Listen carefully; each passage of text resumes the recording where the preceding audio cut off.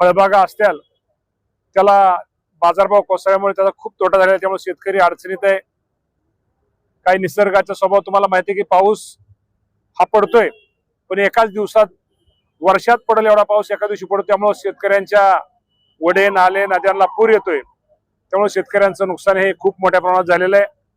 आणि नुकसान झाल्यानंतर शेतकऱ्यांची खूप दिवसाची मागणी ही होती आणि तिन्ही आमची जी महायुती तिन्ही पक्षाच्या आमच्या जाहीरनाम्यामध्ये शेतकऱ्यांना आम्ही कर्जमाफी देणार ही आमची घोषणा या जाहीरनाम्यामध्ये होती. आणि त्या संदर्भामध्ये बच्चूभाऊ कडू असतील त्यांनी पण आंदोलन हे नागपूरमध्ये केलं. महादेवराव जानकर असतील, रवींद्र तुपकर असतील, राजू शेट्टी साहेब असतील, डॉक्टर नवले साहेब असतील, आपले माजी आमदार आपले सगळीच मंडळी शेतकरी संघटनेच्या सगळ्या नेत्यांनी जे आंदोलन केलं होतं त्यांच्या संदर्भात काल मुख्यमंत्र्यांची रात्री बैठक झाली आणि आमच्या जाहीरनाम्यात होतं की शेतकऱ्याला कर्जमाफी द्यायची.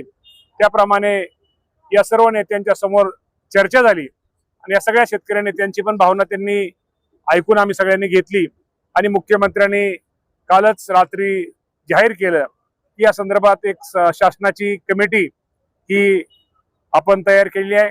त्या कमिटीचा अहवाल साधारणतः काय केलं पाहिजे या संदर्भात एप्रिल महिन्याच्या पहिल्या आठवड्यामध्ये या कमिटीचा अहवाल आपल्या सगळ्यांना प्राप्त होईल आणि येणाऱ्या 30 जून 2026 रोजी ही कमिटी निर्णय घेऊन निश्चित प्रकारे माझ्या शेतकऱ्याला कर्जमाफीच्या बाबतीमध्ये योग्य तो निर्णय घेतला जाईल.